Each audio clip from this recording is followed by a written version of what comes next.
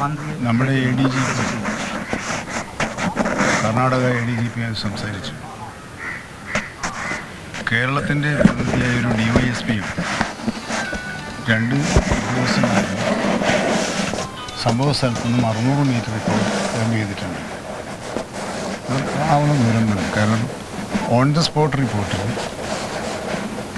നമുക്ക് ലഭിക്കേണ്ടതുണ്ട് എന്നതിൻ്റെ അടിസ്ഥാനത്തിലാണ് അങ്ങനെ ചെയ്തത്. പക്ഷേ അവരെ അവിശ്വസിച്ചിട്ടല്ല. എന്നാലും നമ്മുടെ ഒരു കേരളത്തിൻ്റെ ഒരു ആശ്വാസത്തിന് വേണ്ടി നമ്മൾ കാണുമ്പോഴുണ്ടാകുന്ന ഒരു ബോധ്യവും പറഞ്ഞറിയിക്കുന്ന ബോധ്യവും തമ്മിൽ വ്യത്യാസം ഉണ്ടാവില്ല. പക്ഷെ അങ്ങനെ നിയമിച്ചിട്ടുണ്ട്.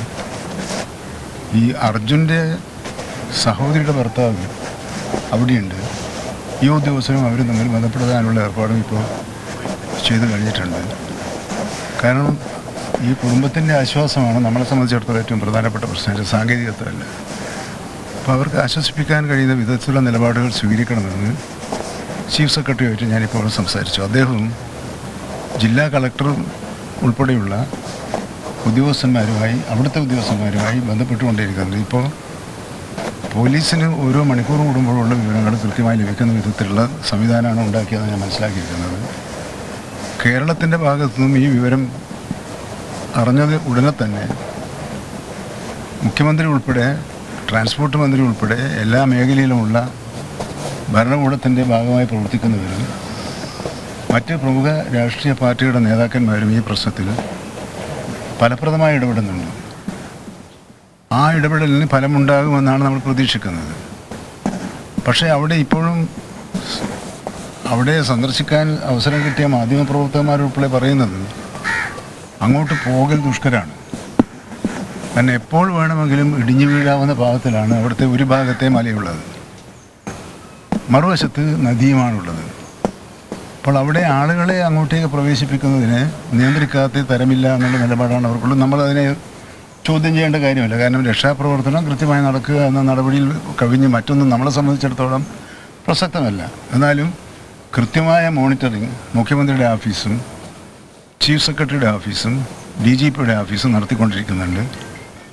നമുക്ക് ഇന്നലെ നടന്നതിനേക്കാൾ കൂടുതൽ ഫലപ്രദമായ രക്ഷാദൗത്യം നടപ്പിലാക്കാൻ കഴിയുന്നുണ്ട് എന്നാണ് അവരുടെ ഭാഗത്തു നിന്നും അറിയാൻ കഴിഞ്ഞിട്ടുള്ളത്.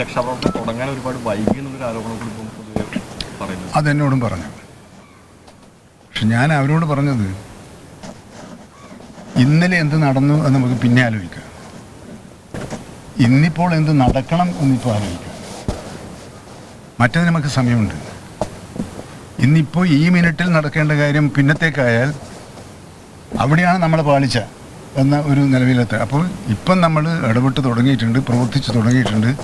ആ പ്രവർത്തനം ഏറ്റവും ശാസ്ത്രീയവും ഫലപ്രദമായി വാങ്ങുന്നുള്ള നിർദ്ദേശങ്ങൾ പരസ്പരം കൈമാറി ചർച്ച ചെയ്ത് മുമ്പോട്ട് പോകുന്ന സാഹചര്യമുണ്ട്.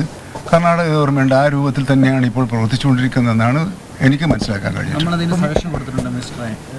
അല്ല, അത് NDRFനും SDRFനും നാവികസേനക്കൊക്കെ അവരുടെ ഒരു പ്രോട്ടോകോളുണ്ട്.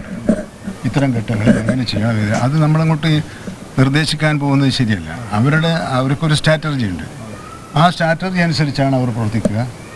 നമ്മുടെ ആവശ്യം എന്താണ്? പ്രവർത്തനം വളരെ വേഗത്തിൽ നടക്കണം.